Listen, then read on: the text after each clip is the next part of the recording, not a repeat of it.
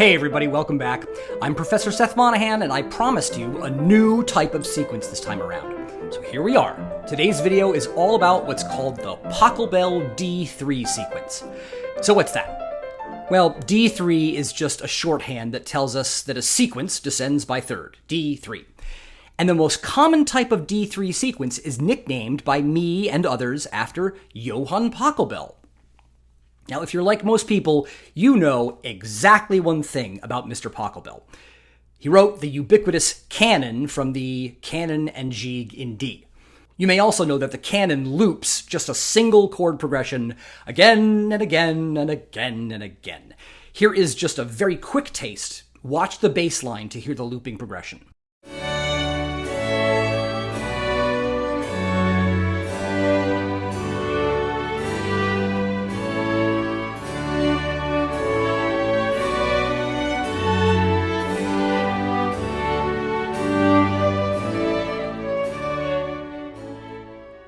Okay, so from Pachelbel's bass line, we can see that the loop I mentioned is 2 bars long and uses 8 different chords. The first 6 of those chords are the ones used in Pachelbel-style D3 sequences. So let's figure out what we're dealing with. And we can start by noting that Pachelbel made our lives just a bit easier here by using only root position chords. And they come, just as we would expect by now, in pairs of 2. The model of these sequences always moves from 1 to 5. And then the whole thing shifts down in thirds. Copy number 1 is 6 and 3. And copy number 2 takes us from 4 back to 1. So the overall root progression is down by fourth, up by step 3 times.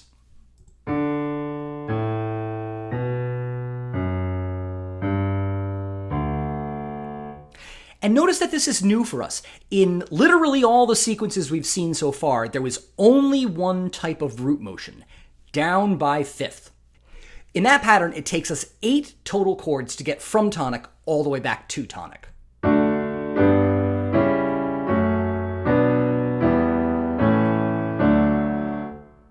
The new pattern gets us from tonic to tonic in only 6 chords. But that's obviously not the only difference from falling fifth sequences. The sequences we saw in videos 40 through 42 took many different forms. We heard them in major, we heard them in minor, they started on tonic, they started on a 4, and so on and so forth. There is way less variation here. The Pachelbel D3 almost always starts on tonic and in a major key. Exceptions are so rare that I'm not even going to show you any till the very, very end.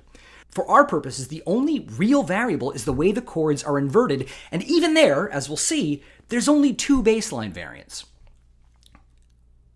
Another difference, we saw falling fifth sequences use triads or 7th chords or a mix of triads and 7th chords. Not here. The Pachelbel D3 uses only triads, no 7th chords allowed, and notice that we can explain all of those triads functionally except for one, that minor 3 chord, which we know is really kind of rare in major and mainly lives in sequences of one sort or another. Just a few more points. One is that compared to the falling fifth style sequence, the Pachelbel D3 is less likely to serve as connecting material or developmental material and much more likely to appear as part of an actual theme, like at the beginning of a musical section. And finally, I just want to remind you that the Pachelbel progression can appear outside of sequences. I mean, the Pachelbel canon itself isn't a sequence, right? That being said, by the time of Haydn and Beethoven, we're much more likely to hear the Pachelbel D3 as part of a sequence, like we see in this slow movement theme from Mozart's C minor Wind Serenade.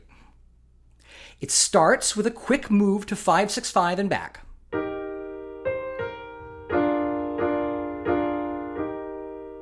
And then we see the telltale bass line of falling fourths and rising steps.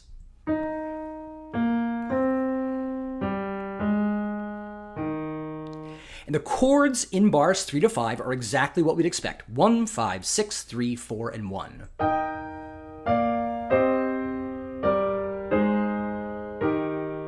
What's not expected is Mozart's wonderful use of double suspensions here. Those are the red notes on the downbeats. I'm going to play the sequence for you, but with the suspensions re-articulated so that you can really feel them.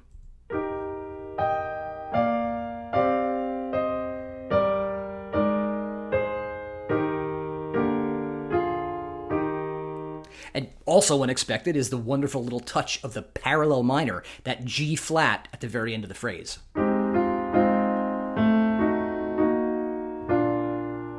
Now, before I play the recording, you should know that the music on screen is just the first half of a parallel period. I'm going to play you both halves, and when I do, you should notice that Mozart adds a new top voice in the consequent phrase, one that makes the double suspensions even more dissonant, letting them pack an even bigger sonic punch.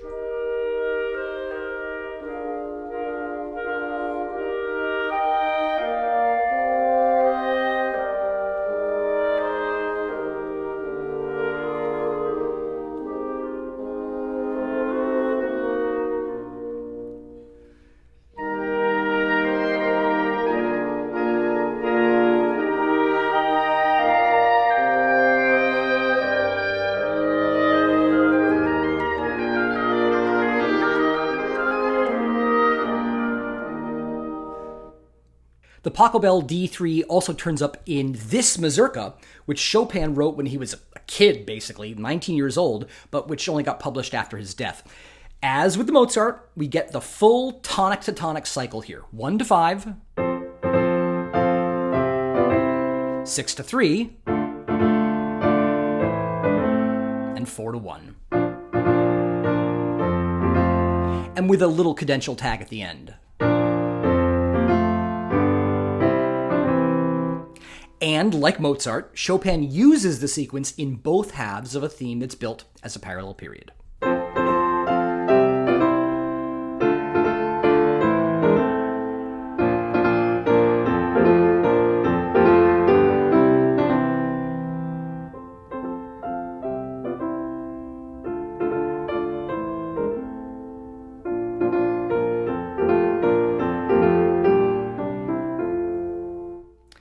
Our last example with all root position chords comes from Schubert. This is near the beginning of the great E-flat major piano trio written the year before his death. Notice first here that the key of the sequence doesn't match Schubert's actual key signature. The latter says E-flat major, which is the key of the work overall, but the sequence itself is in G-flat major.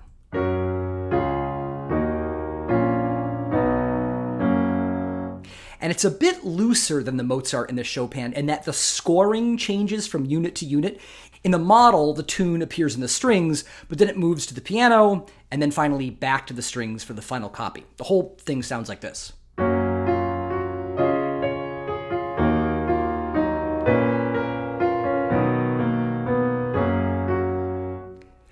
But there's a catch. It turns out that this G-flat major sequence is the second half of a sentence that actually starts in B-flat major. When I play the whole excerpt, notice that Schubert gives us a standard call and response sentence opening. 1 to 5, then 5-7 back to 1. And it's only then that the music lurches into the key of flat 3, which itself turns out to be a way station for moving back to E-flat major for a big half cadence.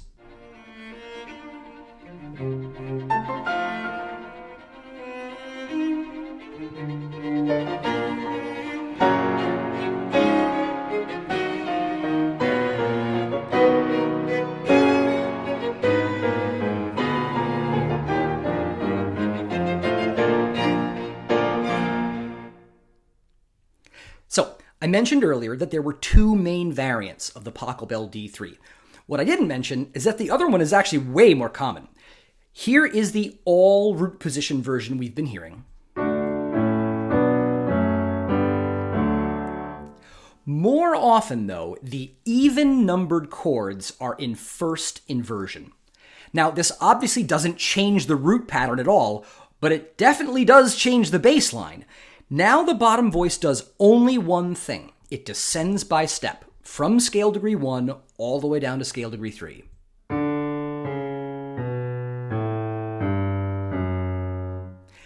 It also simplifies the upper voices. Notice that we can make the entire progression with only two extra voices. One that trails the bass line in parallel tense,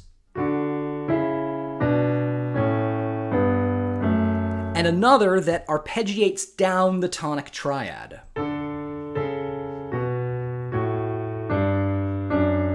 So here are all three voices together.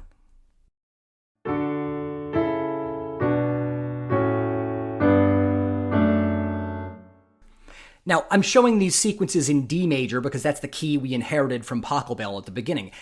And yet, as it happens, we've actually seen this stepwise bass variant before in this very key. Let's roll the tape back to the end of video 39 when I showed you this gorgeous sequence from Beethoven's late A minor string quartet. Back then, I used this music to show that models and copies don't need to be like exact copy-pastes of one another. Now, we know how the sequence itself actually works. It's that same Pachelbel progression with the stately, stepwise cello descent.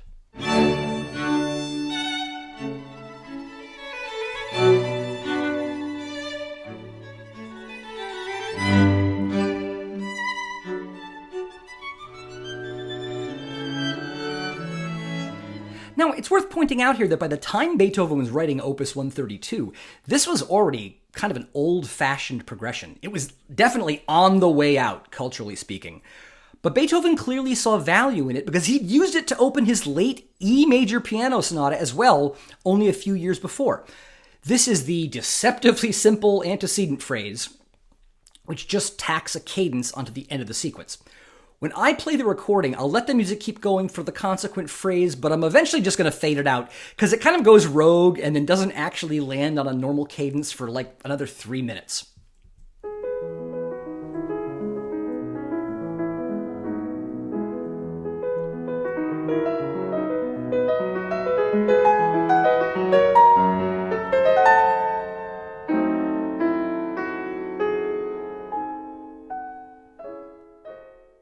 Go listen to it. It's worth it. For now, we go backwards in time, first by a full generation to Mozart's Magic Flute.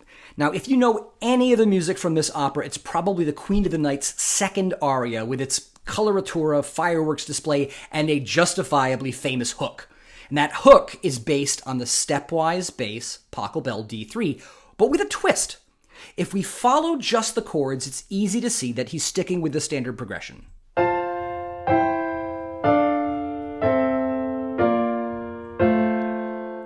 But the sequence itself doesn't lay where we'd expect.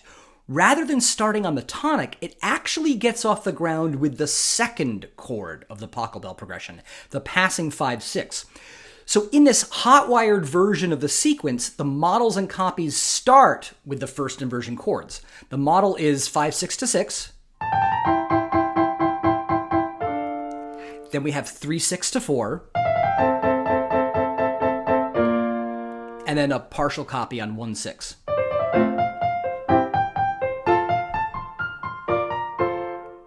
So to play you this sequence in context, I'll need to make as much room as possible because there's a lot going on here.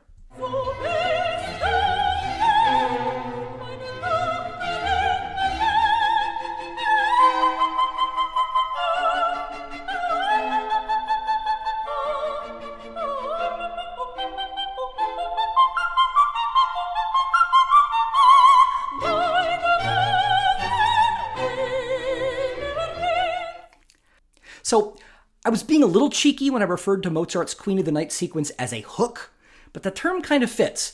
There, just like in the Beethoven examples, we heard a composer using the stepwise bass Pachelbel in a moment that was special or memorable or marked for consciousness in some way. This is interesting because the farther back in time you go, the more you're likely to find the Pachelbel D3 used in some pretty generic sounding ways, for themes that aren't exactly monuments to artistic inspiration. So I'm going to close by playing you 3 of these so-called generic-sounding Pachelbel D3s. Now, I'm not suggesting there's anything particularly wrong with this group, just that they have a kind of prefab, off-the-shelf quality that leaves them all sounding kind of the same. The first one, on screen, is from 9 years before the Magic Flute. It's Mozart's K413 Piano Concerto. And by now, you should hopefully be able to recognize this as a Pachelbel D3 from a mile away.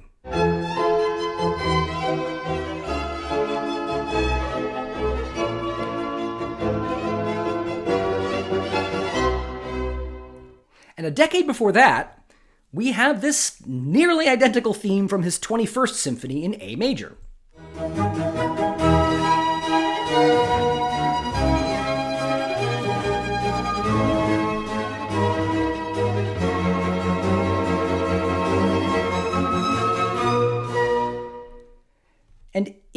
happen to catch how they're, quote, nearly identical, perhaps you'd permit me the silly stunt of playing them for you at the same time. It may look like crap, but from the sound alone, you can barely tell that I'm even playing two completely separate compositions at once. There's only one spot where they don't really line up. See if you can hear it.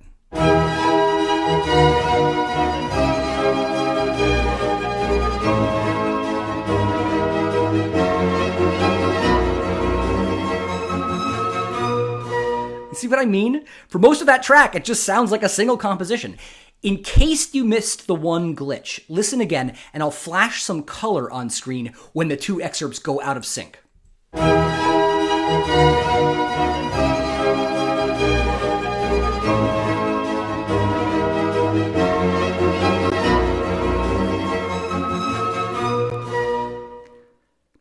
And just to show you that the generic Pachelbel isn't just a Mozart thing, let's go back another 7 years in the past to this theme from Haydn's Symphony No. 39.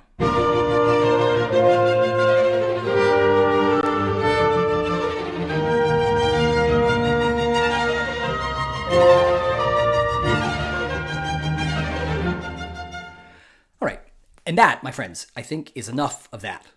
But I don't want to end things on such a pedestrian note. Instead, I'm going to show you the one exception that I promised at the outset. A minor version of the Pachelbel D3. Here it is, an 8-bar antecedent from a more or less random Mozart rondo for violin and orchestra. And it's not hard to see that this is just the stepwise bass variant of the Pachelbel D3, but in C minor rather than major.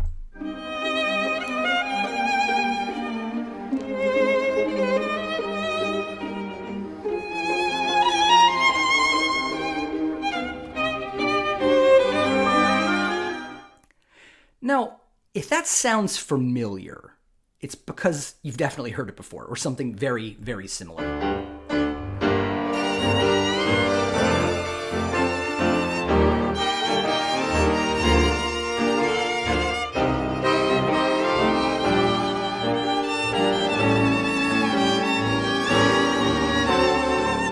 This is a famous scene from the 1992 film Scent of a Woman, in which Al Pacino, playing a blind army colonel, teaches the tango to a young dinner guest.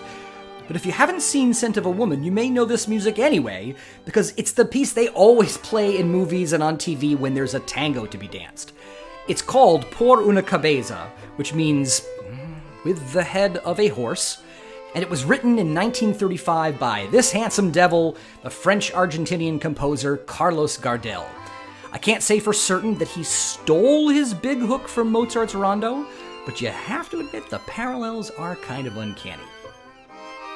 Now, I should mention there are other, even more radical variants of the Pachelbel D3, including one that I call the squashed Pachelbel, which is so chromatically warped that it's actually a D2 sequence. That one probably doesn't get its own video. Instead, Video 44 is going to look at an entirely different kind of D3 sequence, one that is chromatic rather than diatonic, and which allows for much more variation than the Pachelbel. Look for it soon.